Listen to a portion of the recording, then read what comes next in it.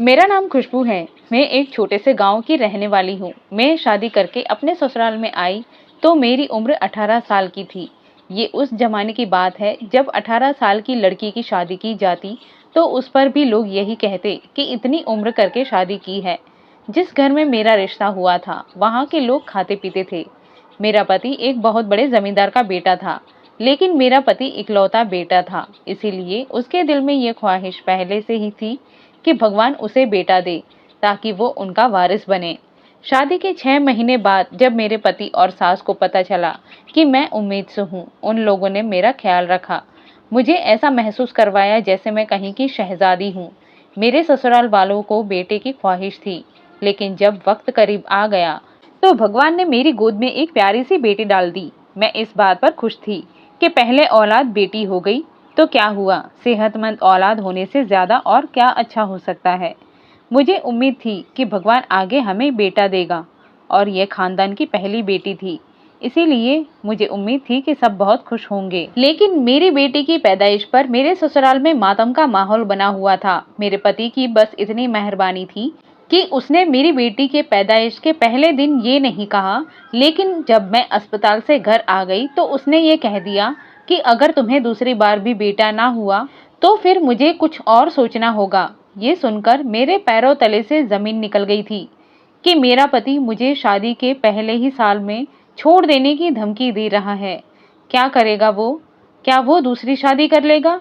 इस सब के बावजूद भी मैंने इस बात को नज़रअंदाज कर दिया, क्योंकि मैं भी किसी हल्के खानदान से नहीं थी।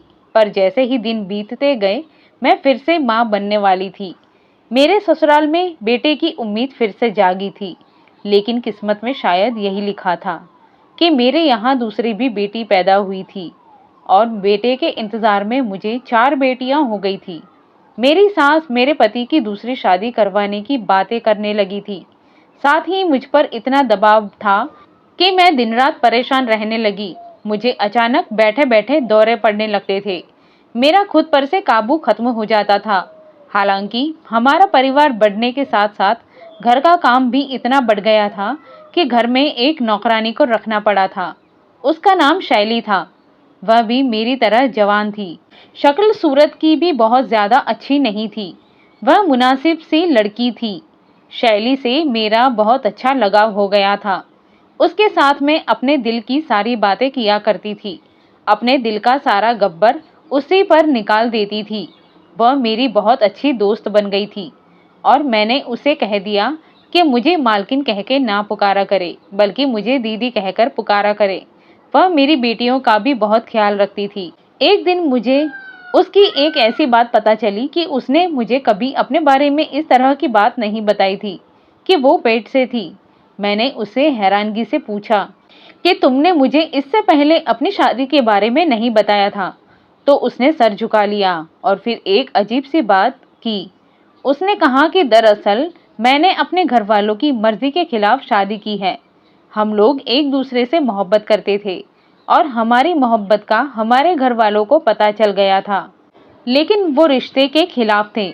उन्होंने हमारा साथ नहीं दिया, इसीलिए हम दोनों ने बगावत कर ली और मैं भागकर अपने पति के घर आ गई। लेकिन हमारे ऐसे कदम उठाने पर मेरे पति को भी उसके घर वालों ने उसे घर से निकाल दिया और तब से मैं यह काम करने पर मजबूर हूँ। वरना मैंने तो कभी सोचा भी नहीं था कि मैं किसी के घर नौकर बनकर काम करूँगी। मेरा पति भी अब पहले जैसा नहीं रहा, वह बहुत बदल गया है। जब मैं घर जाती हूँ तो मुझसे ये नहीं पूछता कि मैं कैसी हूँ या मेरा दिन कैसा गुजरा। सीधा एक ही सवाल करता है कि पैसे कितने लाई हो, और दिन रात खराब आदतों में डूबा रहता है। शैली की बात सुनकर मेरा दिल भर आया था और मैं सोचने पर मजबूर हो गई कि वाकई जिसके लिए एक लड़की अपना सब कुछ छोड़कर आए और वही बदल जाए, फिर दिल पर क्या गुजरती है। मेरे पति को मुझसे मोहब्बत नहीं थी। उसने सिर्फ मुझे बच्चा पैदा करने की मशीन समझा था और वारिस की चाहत में अगर मेरे यहाँ बेटियां पैदा हो रही थी तो इसमें मेरा क्या कसूर था। मैं और शैली एक दूसरे से अपने दिल की बातें करते रहते थे। शैली माँ बनने वाली थी। मैं उससे ज्यादा काम नहीं करवाया करती थी। बस उसे कहती कि मेरे पास बैठा करें और कोई छोटा मोटा काम कर दिया करें। एक दिन मेरे घर पर कुछ अनजान लोग आए थे। पहले कभी मैंने उनको नहीं देखा था। मैंने अपनी सास को उनसे बातें करते सुना था। उन्होंने कहा कि आप फिक्र न करें, हम रिश्ता लेकर आ जाएंगे, आपकी बेटी को जल्दी विदा करके ले जाएंगे। शायद इस घर में मेरी सौतन को लाने की बात हो रही थी। मेरे दिल पर क्या गुजर रही थी सिर्फ मैं ही जानती हूँ। मैं सोचने लगी कि मैं अपनी गृहस्थी उजड़ने से बचाने के लिए क्या करूं, किससे मदद मांगूं। अपने पति से इस मामले में कई बार अनबन हो चुकी थी, लेकिन नतीजा कुछ नहीं निकलता था। हम एक दूसरे से नाराज होते, फिर कुछ ही दिनों बाद खुद ही ठीक हो जाते थे। इस तरह हमारे रिश्ते में जो थोड़ा बहुत प्यार और मोहब्बत थी, वो भी कम हो रही थी और मेरी सास को वारिस चाहिए था। पर मुझे भगवान ने 3 बेटियां दी थी, इसीलिए अब मेरी सास ने मेरे पति के लिए रिश्ते ढूंढने शुरू कर दिया था। और मेरे पति तो ऐसा था कि जो मेरी सास ने कहा उसे मान जाना था। एक दिन मैं बहुत परेशान थी। सुबह से मेरे घर में लड़की वालों के घर जाने की तैयारी हो रही थी। मैं जानती थी कि दोनों माँ बेटा कहाँ जा रहे हैं। मेरे पति के लिए लड़की देखने जा रहे थे।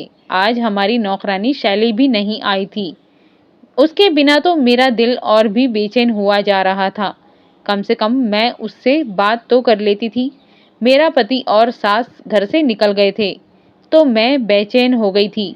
तब मैंने सोचा कि शैली के घर जाकर देख कर आऊं कि वो आज क्यों नहीं आई। इसीलिए मैं उसके घर चली गई।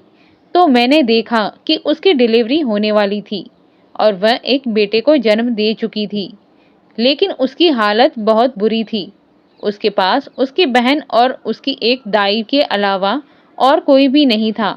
उसका पति तो ना जाने कहाँ था कि किसी को मालूम ही नहीं था। वह कह रही थी कि उसे ढूंढने की कोशिश कर रहे हैं। 2 दिन पहले से घर से निकला था और नशे में था, लेकिन अब उसके बारे में कुछ पता नहीं है। मुझसे जो हो सकता था मैंने किया। मैंने शैली के लिए एक अच्छी सी डॉक्टर को बुलाया और उसका इलाज करवाया। मैंने उसके बेटे को अपनी गोद में उठा रखा था। वो बच्चा बहुत ही प्यारा था, मेरी गोद में सुकून से सो रहा था। जब शैली को होश आया तो उसने कहा कि उसे उसका बच्चा देखना है, तो मैंने उसका बच्चा उसकी गोद में दे दिया। लेकिन साथ ही मेरा दिल भर गया और मैंने शैली के आगे हाथ जोड़ दिए। मैं उसके कदमों में बैठ गई। वो हैरान परेशान रह गई। मुझसे कहने लगी, ये आप क्या कर रही हैं? मैंने कहा कि तुम तो जानती हो, बस ये बच्चा मुझे दे दो। मैं जानती हूँ कि एक माँ से उसका बच्चा मांग रही हूँ। इसको अपनी कोख में रखकर 9 महीने तुमने तकलीफ उठाई है। ये तुम्हारा पहला बच्चा है और एक बेटा है। तुम्हें इससे बहुत मोहब्बत होगी, लेकिन मैं तुमसे वादा करती हूँ कि मैं इस बेटे को शहजादों की तरह रखूंगी। तुम भी जब भी उसे देखोगी हैरान रह जाओगी। पर उसने कोई जवाब नहीं दिया, वह बस सहमी सी बैठी रही। फिर मुझसे कहने लगी, देखो दीदी, मेरे पास ले देकर एक यही मेरा बेटा है। अब यही मेरा सहारा है। मेरा पति मुझे छोड़कर चले गए हैं। मैं नहीं चाहती कि आप मेरे सहारे को मुझसे छीन लो। मैंने उससे कहा, तुम तो जानती हो मेरी क्या हालत है। मेरे पति दूसरी शादी करने के लिए लड़की देखने गए हैं। एक औरत के लिए उसके पति का प्यार ही सब कुछ होता है। मेरा पति अगर सौतन ले आया तो मैं बेसहारा हो जाऊंगी। मैंने तुम्हारे पति को ढूंढने की बहुत कोशिश की, लेकिन तुम्हारा पति जाने कहाँ है। वह शराबी जुआरी है और नशा भी करता है। कौन तुम्हारा और तुम्हारे बेटे का ख्याल रखेगा? तुम क्या करोगी? बस ये बच्चा मुझे दे दो, मैं इसका बहुत ख्याल रखूंगी। मैं बोलती चली जा रही थी और मैंने उससे बहुत मिन्नतें की। तब उससे वादा किया कि मैं उसे कभी तकलीफ नहीं पहुंचाऊंगी। वो मेरी बातों को गौर से सुन रही थी। तब मैंने अपनी सारी बात कह डाली तो वो हल्का सा मुस्कुराई और उसने अपने बच्चे को मेरी तरफ बढ़ाकर कहा कि ठीक है दीदी, मैं आपके दर्द को समझ सकती हूँ, इसीलिए आज से ये आपका हुआ। मैं इतनी खुश हो गई। उससे ये वादा किया कि मैं उसकी औलाद का बहुत ख्याल रखूंगी। मैं उस बच्चे को लेकर घर आ गई और अपनी सास और अपने पति से कहा कि ये हमारा बेटा कहलाएगा। इस खानदान का वारिस कहलाएगा। बच्चे को देखकर मेरे पति खुश हो गए थे, पर मेरी सास को उनके घर का खून चाहिए था। उन्होंने कहा कि जाने किसका बच्चा उठा लाई है, जाने किसका खून है, कौन इसकी माँ है, कौन इसका बाप है, और ये हमारे खानदान का वारिस कैसे बन सकता है। लेकिन मेरे पति भी पहले अपनी माँ के साथ थे, लेकिन फिर उन्होंने भी जिंदगी में पहली बार मेरा साथ दिया और कहा कि ये जो कह रही है इसे करने दो। वैसे भी किसी अनाथ की परवरिश करना बहुत बड़ा पुण्य का काम है। मैंने उन दोनों को यही बताया था कि ये बच्चा मुझे मंदिर की सीढ़ियों से मिला है। मैंने इसके आसपास किसी को भी नहीं देखा था, इसीलिए मैं इसको यहाँ पर ले आई हूँ और अब मैं इसे अपना बेटा बनाऊंगी। शायद भगवान ने इसे मेरी ममता के लिए ही बनाया है। मैं इस बात पर बहुत हैरान थी कि सारी जिंदगी जिस पति ने मेरी छोटी से छोटी बात नहीं मानी थी, इतनी बड़ी बात पर मेरा कैसे साथ दे दिया था। लेकिन अब शायद उसकी आंखें खुल गई थी और वह बदल गया था। मैं अपनी सास को किसी तरह समझा दिया था और वह बच्चा भी हमारा ही बेटा कहलाने लगा था। हमने उसका नाम धीरज रखा। सबसे ज़्यादा अजीब बात यह हुई कि मैंने उस दिन के बाद शैली को कभी नहीं देखा था। उसके घर गई, उसकी पड़ोस में पूछा। उसने कहा कि वो वापस गांव चली गई है। उसका पति मिल नहीं रहा था, इसीलिए इससे वह बहुत परेशान थी। मैं अब उसके लिए सिर्फ दुआ ही कर सकती थी। धीरज का मेरी जिंदगी में आने के बाद मेरी जिंदगी बहुत खूबसूरत हो गई थी। मैं किसी के बारे में सोचना ही भूल गई थी। जिंदगी इतनी तेजी से गुजरने लगी कि फिर किसी के बारे में ख्याल ही नहीं आया। मेरा पति धीरज के इर्द गिर्द घूमने लगा था। धीरज 3 साल का था जब उसकी दादी इस दुनिया से चली गई। अब हवेली पर मेरा राज होने लगा और अब मेरी किस्मत भी बदल गई थी। लेकिन मेरी जिंदगी में सबसे बड़ा तूफान तब आया जब धीरज 11 साल का था और मेरे पति का एक कार एक्सीडेंट में चल बसे। मैं कई महीनों तक उनके गम में जलती रही। फिर मैंने खुद को कैसे संभाला सिर्फ मैं ही जानती हूँ। लेकिन वो कहते हैं ना, जिम्मेदारी इंसान को मरने कहाँ देती है। फिर मैंने अपने बच्चों को संभाला। हवेली की जिम्मेदारी मुझ पर आ गई थी और अब मुझे ही सब संभालना था। मैंने अपनी 3 बेटियों की शादी कर दी थी और अब मैं अपनी एक लड़की और एक लड़के के साथ रहती थी। मैं अपनी छोटी लड़की से बहुत प्यार करती थी। उसका नाम राधा था। धीरज भी अब बड़ा हो गया था और अब घर की सारी जिम्मेदारियां भी वही संभालता था। एक दिन उसे कहीं से ये पता चल गया था कि वो हमारा सगा बेटा नहीं है और वो दिन मेरी जिंदगी में तूफान लेकर आया था और ये गम मैं बर्दाश्त नहीं कर पाई थी। वो मुझसे पूछने लगा कि मेरे असली माँ बाप कौन हैं और उन्होंने मुझे क्यों छोड़ दिया।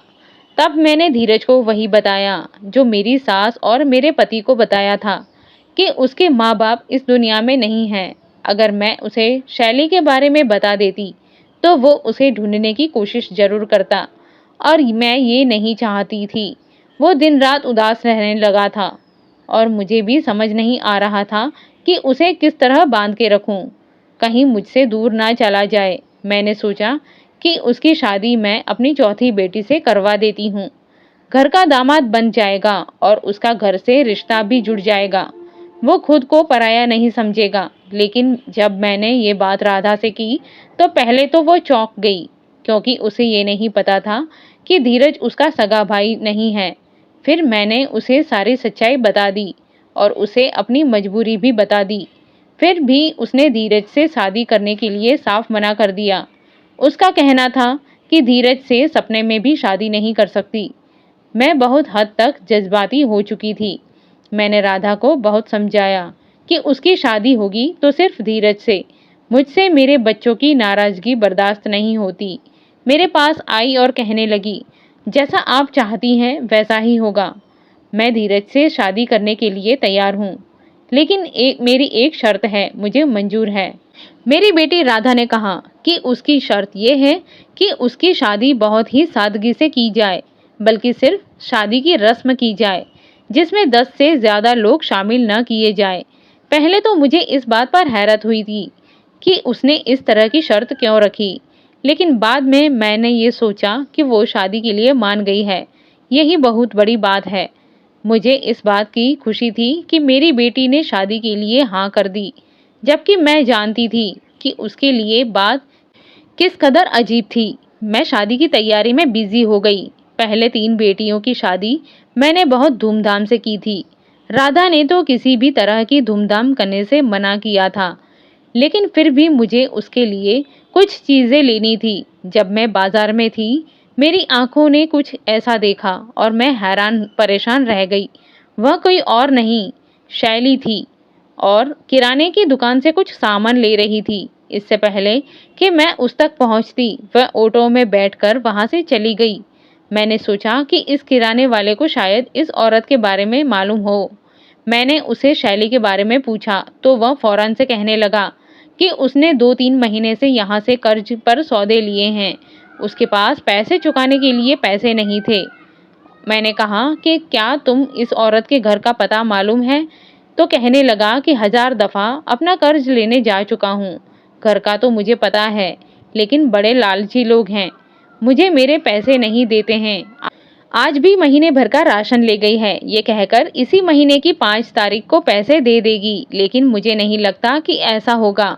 मैंने उससे कहा कि उस औरत ने जितना भी राशन तुमसे लिया है, उसके पैसे मुझे बताओ, मैं उसके सारे पैसे चुका दूंगी और मुझे उस औरत का घर का पता बता दो। मैं शैली के घर गई। उसका घर काफ़ी करीब ही था, लेकिन उसके घर के बाहर ताला लगा हुआ था।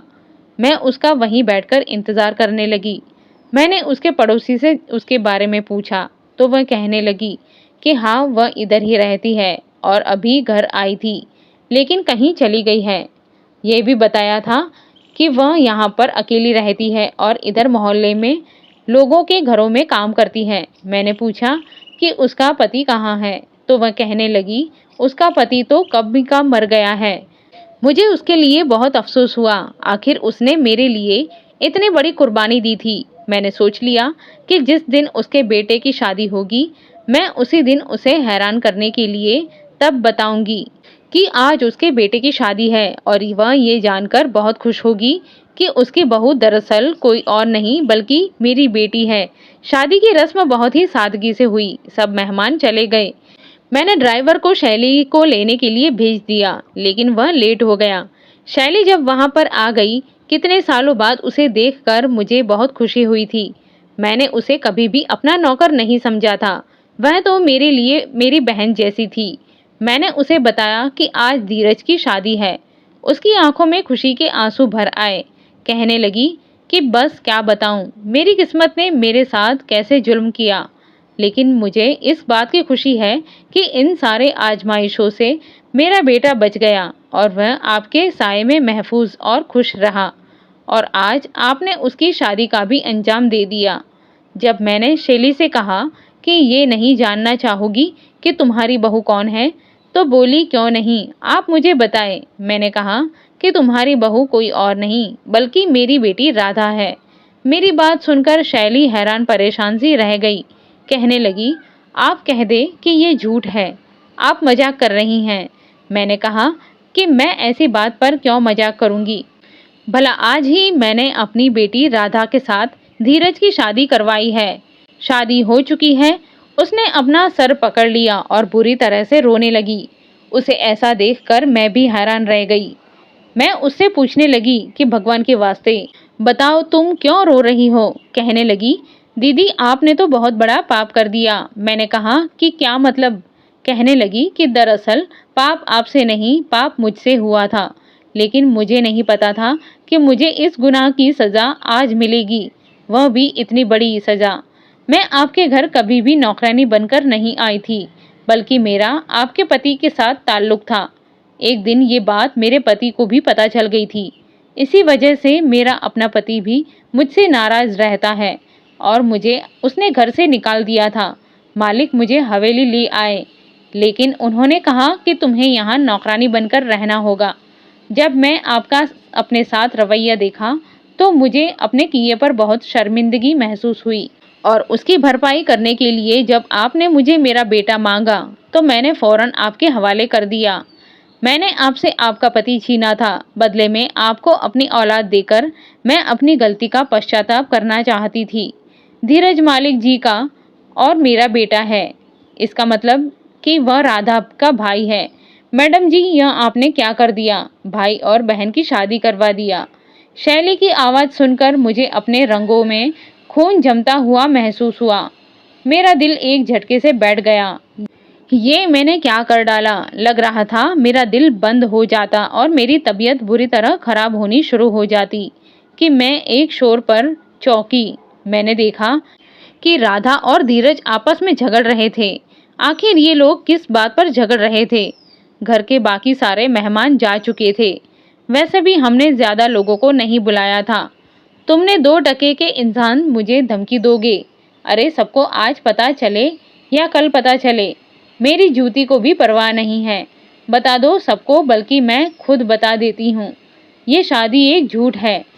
तुमने मुझसे कोई शादी नहीं किया है। राधा धीरज से झगड़ रही थी। जब उसने ये कहा कि ये शादी एक झूठ है, हमने कोई शादी नहीं किया, तो वह ऐसा मालूम हुआ जैसे जख्म पर किसी ने मरहम रख दी हो। लेकिन इस बात में भी सब बाकी था। मैं और शैली वहां पर पहुंचे तो धीरज भी बहुत गुस्से में था। उसने सारी बात बता दी। राधा का एक लड़के के साथ अफेयर चल रहा था और वो उस लड़के से शादी करना चाहती है। वह कभी भी मुझसे शादी नहीं करना चाहती थी, लेकिन जब आपने उस पर दबाव डाला तो उसने मुझसे कहा कि मैं उससे नकली शादी कर लूं, तो आप उसे पर दबाव नहीं डालोगे और वह विदेश चली जाएगी। फिर 3-4 साल बाद जब वापस आएगी तो ये बात वैसे भी अगर सबको पता चल जाए तो कोई मसला नहीं होगा। राधा भी गुस्से से फट पड़ी थी। कहने लगी कि हाँ किया है मैंने ऐसा। आपने भी तो बैठे बैठे एक जिद पकड़ ली थी। फिर मैं और क्या करती? मेरे पास और कोई रास्ता नहीं था। लेकिन ये तो अभी से पतियों की तरह मुझ पर हक जताने लगा है। इसीलिए मैं आपको ये बता देना चाहती हूँ कि इसके साथ मेरी कोई शादी नहीं हुई है। वह सब झूठ था और वह ड्रामा इसने हैंडल किया था। मैं आगे बढ़ी और जाकर मैंने धीरज का माथा चूमा और उससे कहा, तुमने मुझे एक बहुत बड़े गुनाह से बचा लिया। मैंने राधा को भी प्यार किया और उसको सारी बात बताई। भगवान का शुक्र अदा किया कि आज ये सब होते होते रुक गया था। धीरज भी शैली से मिलकर बहुत खुश था। उससे इस बात की खुशी थी कि उसकी माँ उसे मिल गई है और अब हम सब एक ही घर में हंसी खुशी रह रहे हैं। दोस्तों, कहानी कैसी लगी कमेंट में ज़रूर बताएं। आप अपनी राय शेयर करें और वीडियो पसंद आए तो वीडियो को लाइक और चैनल को सब्सक्राइब करें। धन्यवाद।